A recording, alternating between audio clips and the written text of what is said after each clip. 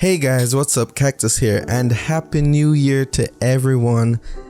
Today I want to talk about 4 things I wish I knew as a beginner in Storm 4. Let's get into it.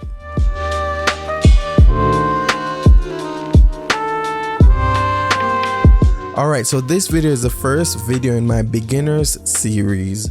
So let me know some of the things that you want me to cover.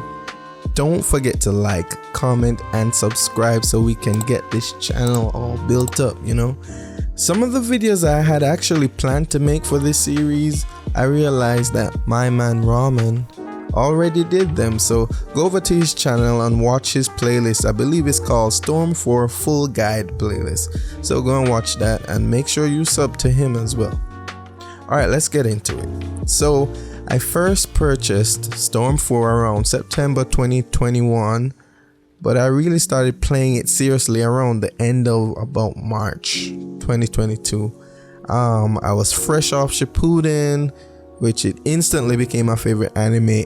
Eventually I sought out a Naruto game, and Storm 4 was the one I found.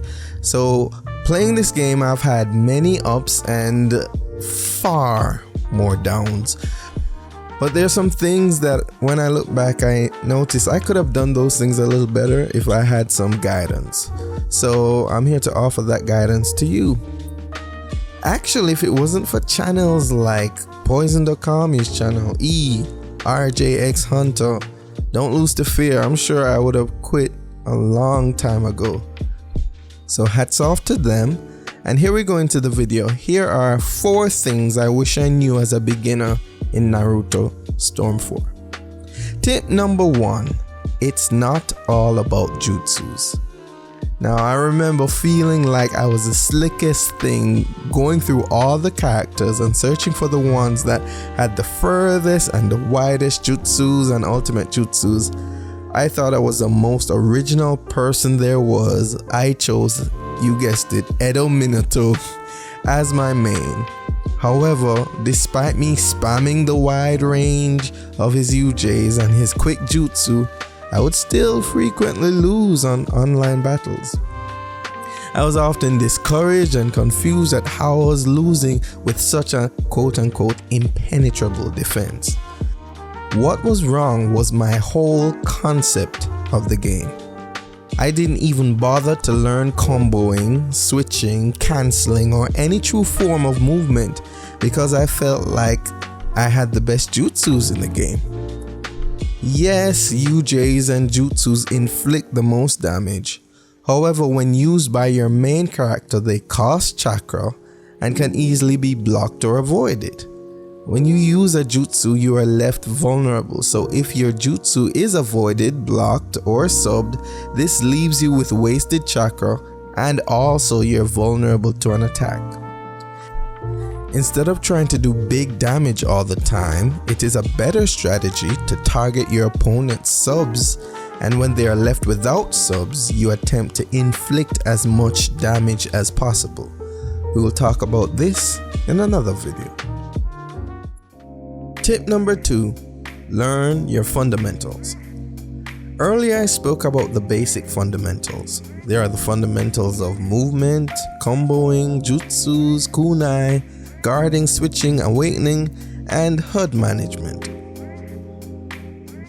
However, when you learn when to use those fundamentals as well as how to use them together to create more advanced plays, this is when your gameplay will evolve. For example, if you chakra dash then guard immediately after, you will do a chakra dash cancel, which is basically stopping your dash. This becomes useful when you need to stop directly in front of someone's guard for pressure instead of constantly bouncing off of their guard. Or another thing you can probably learn to switch after performing a jutsu to keep yourself safe. So there are various ways that you can learn these fundamentals to make your gameplay more advanced. I want to add also that fundamentals are not character specific. Therefore, the better your fundamentals are, the easier it is to play with any character. If you find that you can only play with 1 or 2 characters, there's probably somewhere in your fundamental play that you could improve. This is not to say that you will not have a favorite character, but you should not be relying on any one quality of a character to play this game. Master your fundamentals and learn the strengths and weaknesses of each. Alright, tip number 3, value your substitutions. When I first started this game, the substitution button was my favorite button. I mean, I pressed it so much, it even stopped working. I would use my subs even when I had no subs, and that annoying sound would be happening, and I wouldn't even realize. I'd be trying to sub and wondering why it wasn't working.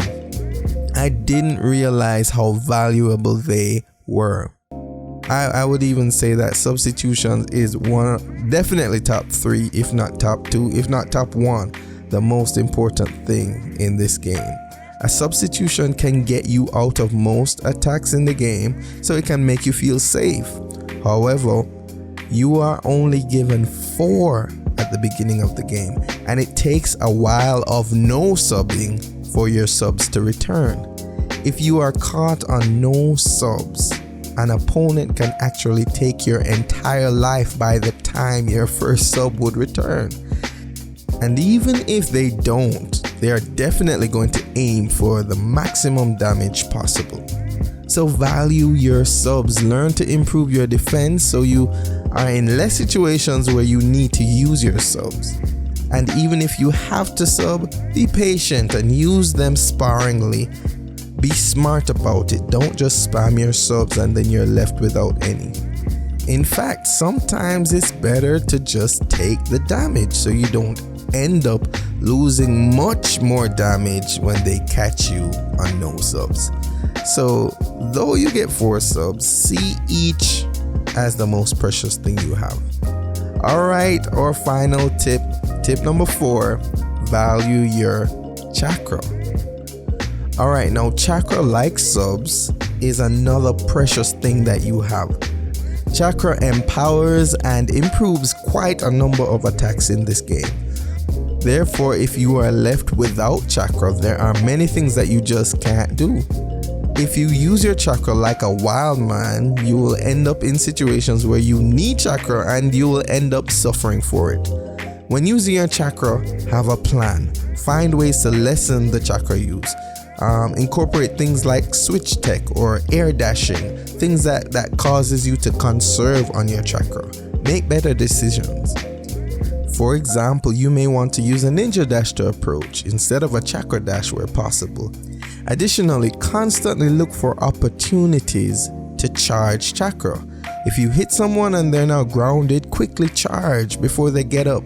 If your support character is doing a jutsu, and if it's safe, charge. Always look for the opportunities to charge chakra. So there you have it. My first 4 things I wish I knew as a beginner in this game. Number 1, it's not all about jutsus. Number 2, learn your fundamentals. Number 3, value your substitutions. And number 4, value your chakra. Now I have a few more, so if you enjoyed this video and you want part 2, leave a comment in the comment section. What are some things you wished you knew earlier? Tell me that too. Thank you for watching.